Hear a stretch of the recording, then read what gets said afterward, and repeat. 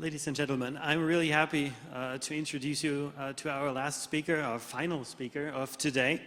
Let's give him a warm welcome because he's the perfect example of what you can do if you really want to make change happen. And it is so motivating to listen to him. Let's welcome Felix, who as a 9-year-old set out to change the world and who planted by now 13.5 billion trees. Have a welcome.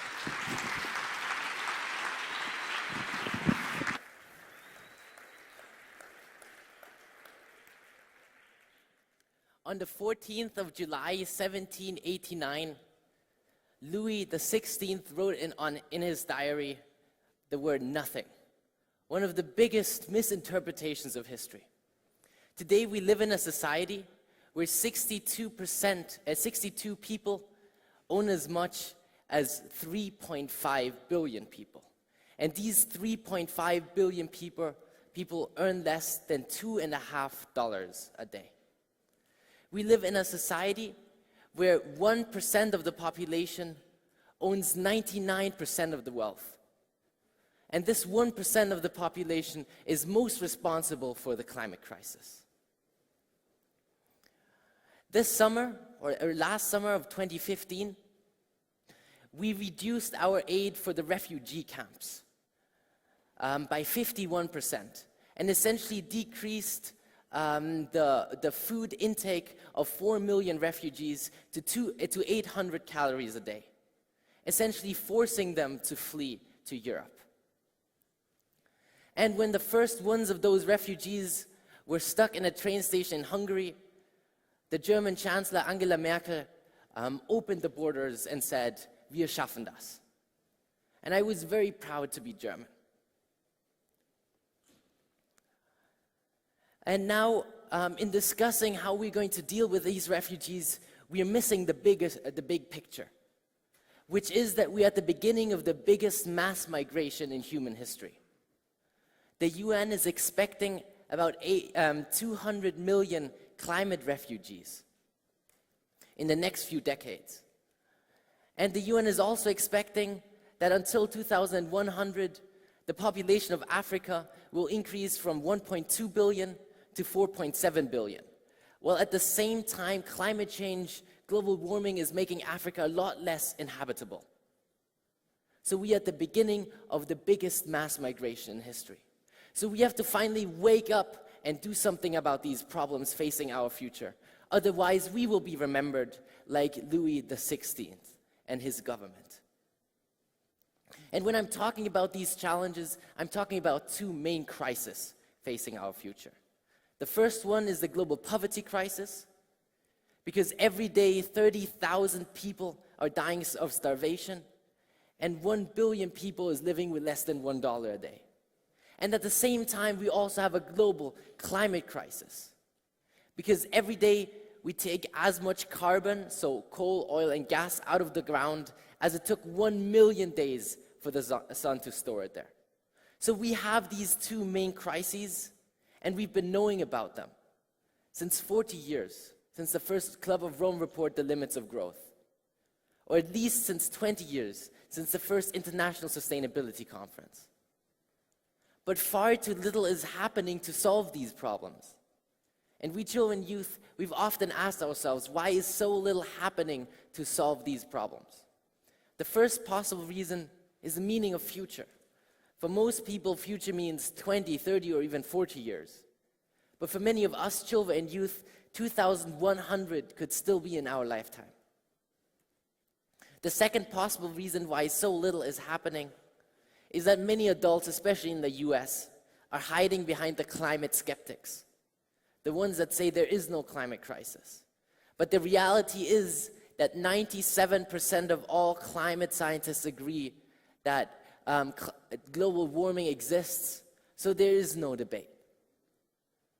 And the third reason why so little is happening might be the example of the monkeys. If you let a monkey choose if he wants 1 banana now or 6 bananas later, the monkey will always choose the 1 banana now. And it seems like many people are thinking a lot like these monkeys. So we have these huge problems for us, in front of us, and the only way to solve them is sustainability. This idea of sustainability is now already more than 300 years old and originally comes from the foresters, who plant trees all their lives, although they don't have an advantage from these trees. But the generations after them live of the trees that they have planted.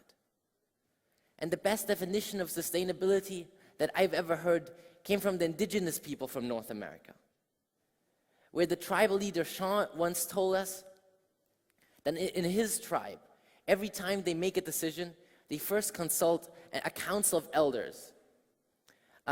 If even the 7th generation after them would still support this decision. And only then they agree on doing something. And if we made our decisions that way, our world would look very differently. So in the last couple of years, we children and youth have asked ourselves at global consultations with children and youth from over 100 countries how we would save our future if we were the heads of governments of the world. And at the end of the process, we had a 3-point plan. The first point of our 3-point plan is planting trees. The goal is to plant 1 trillion trees, because that's roughly the amount of trees we have space for globally, without being in conflict with agriculture and other land uses. So 1 trillion trees in addition to the 3 trillion trees we currently have. And if we manage to plant these trees, they would absorb 1/4 of our global human CO2 emissions every year. And 1 trillion trees means 150 trees per person in the world. The second point of our 2-point plan is that from 2050 onwards, we can no longer burn any more fossil fuels. And the great thing about this point is that we already have all the technology we need for zero emissions. We only have to implement it. And the third point of our 3-point plan is that even until 2050, we can only exhaust a limited amount of CO2, which is about 1.5 tons per person per year. And if someone wants to exhaust more, then they pay to the ones that exhaust less. And I'm here today with my friends Paula and Anna because we have a wish that you plant 1 million trees with your cities. But I'll get back to that later. Let's start from the beginning. When we started our project, Plant for the Planet, nearly 10 years ago, with a small school project, we thought we had to save the polar bear. But soon after, we understood it's not about saving the polar bear. It's about saving our future. So we made the sticker, Save the Human.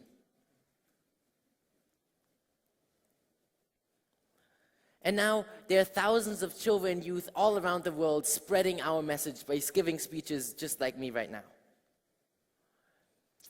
And in the last years, since 2007, we've already managed to plant the first 14 billion trees of this global goal of 1 trillion.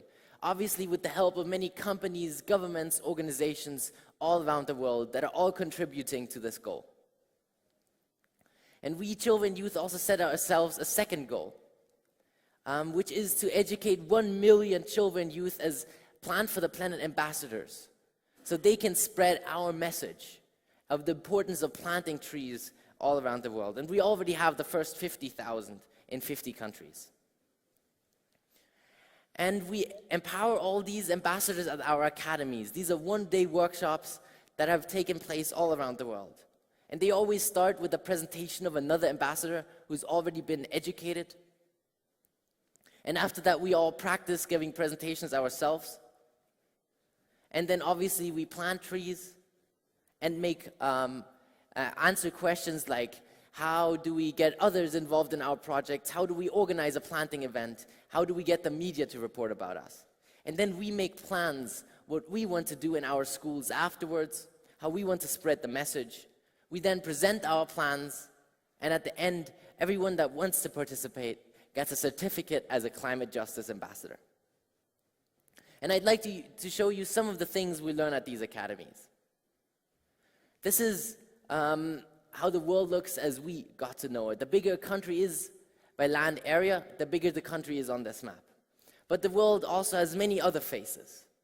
For instance, this is the world by cars. So the more cars that drive in the country, the bigger the country is on this map. This is the world by motorcycles. That's India and China. This is the world by people that live with less than $1 a day. And this is the world by patents. That's the US, Europe, and more of the US. This is the world by population. The US and we Europeans together are about 10% of the world population. But we produce about 60% of the global CO2 emissions. Now, I'm sure all of you know the greenhouse gas effect. If we wouldn't have an atmosphere around our planet, it would be far too cold for us to live here. An average negative 18 degrees. But since we do have an atmosphere, some of the heat rays are trapped inside, and that's great. But due to our greenhouse gas emissions, not as many heat rays can leave our Earth again, and that's why it's getting warmer.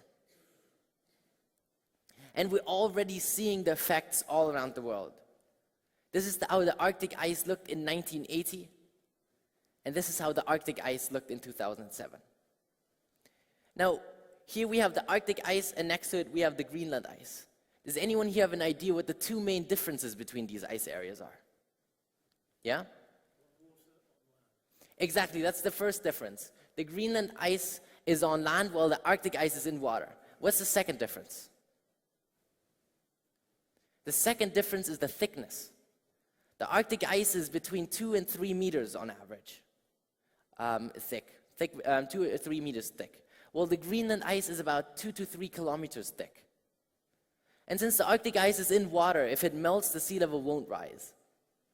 But because the Greenland ice is so incredibly thick and on land, if it melts, the sea level will rise by 7 meters. But this Arctic ice is still very important because it's like a mirror and a refrigerator for our planet. 80 to 90% of the sun rays that shine onto the ice are reflected back away again. But if this ice melts, then the water beneath it will absorb about 90% of the heat and make the whole situation even worse. And we're already seeing glaciers melting all around the world, also here in Austria. So what can we do to solve these problems? The red line shows how our CO2 emissions would develop if we didn't do anything. From currently about 30 billion tons a year. Now, the black line shows the ideal situation we could achieve after this Paris negotiation. But it's still far away from our goal of limiting the average temperature rise to 2 degrees. We need to achieve the green line to manage that. So what are the other possibilities to move from this black Paris line to the 2-degree green line? One of the most important things we have to do is planting trees, is planting these trillion trees. So we are trying to spread our message all around the world about our 3-point plan and about our goals of planting 1 trillion trees. We've spread it to parliaments like the Congress of Mexico, or the European Parliament, or the United Nations. And we've gone to local governments, to cities all around the world.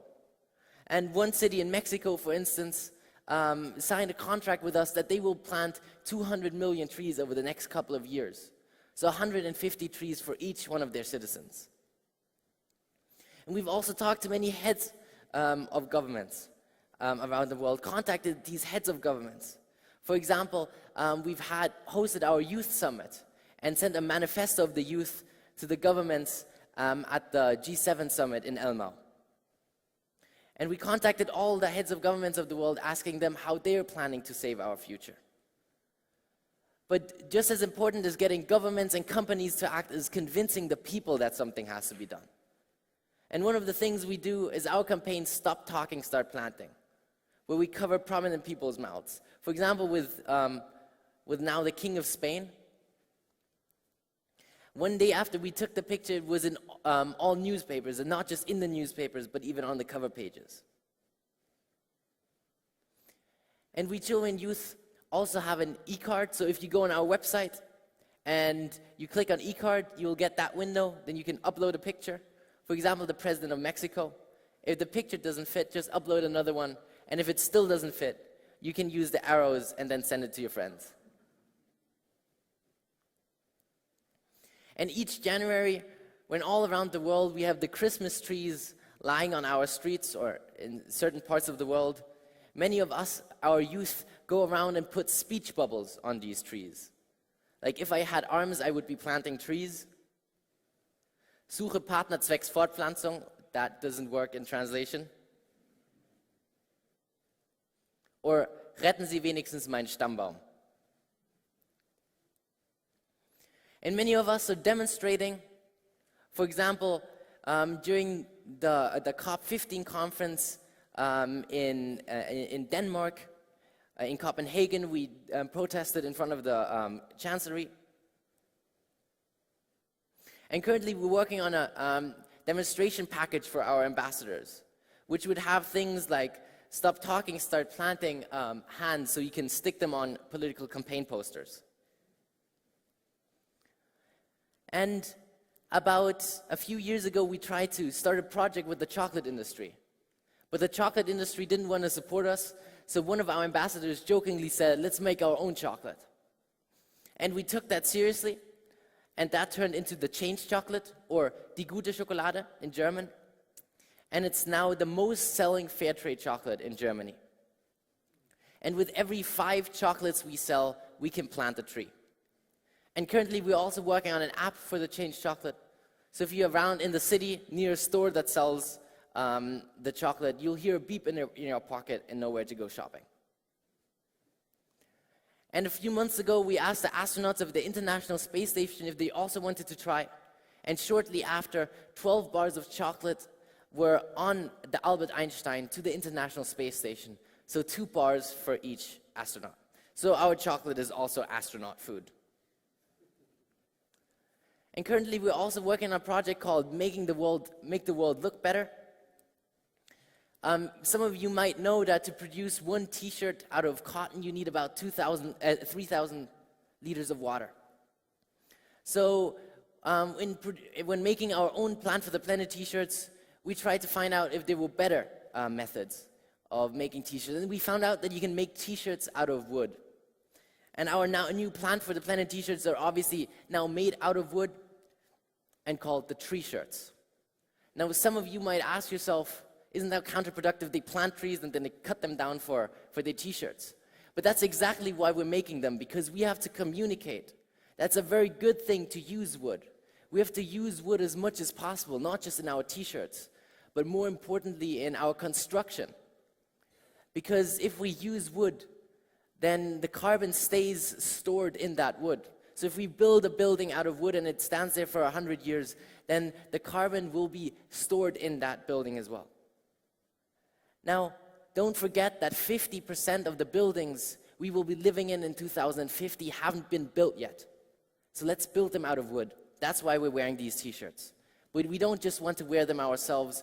We're going to try and spread them to many fashion brands in the next few years.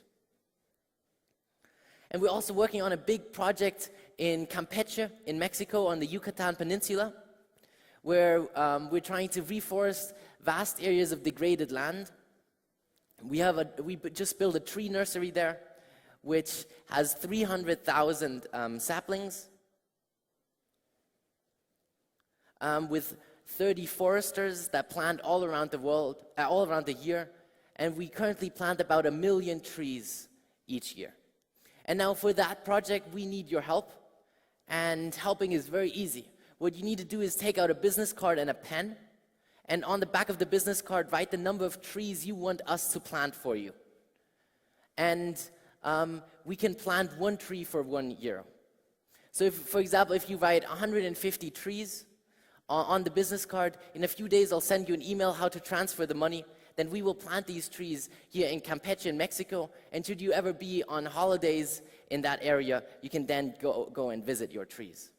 And if we see any business cards of mayors in the pot, we will contact you about how we can plant trees together with your cities.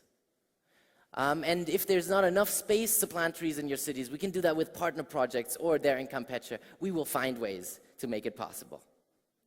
So my friends and I will be at the exit and collecting your business cards.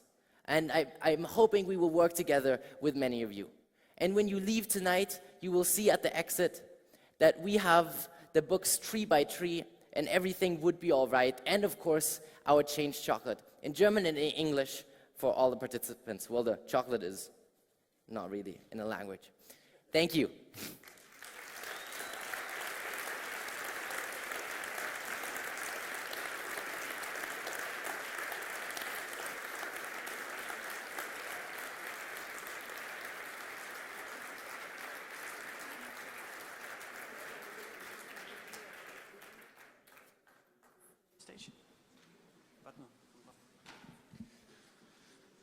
Yes, ladies and gentlemen, that concludes our Graz Talk session. Thank you for hanging in so long. We really appreciate that. I hope there was something in for you in this session as well. I hope you take some inspiration back home. I'm not going to talk much longer. Enjoy while you're here. Enjoy the networking. Talk to the speakers. They will be around downstairs for the evening reception. You can meet Carlo, for example, at the bookstore and for signing his books, and you can also meet Felix downstairs in the area and all the other speakers as well. Thank you for staying here tonight, and hope to see you next year again.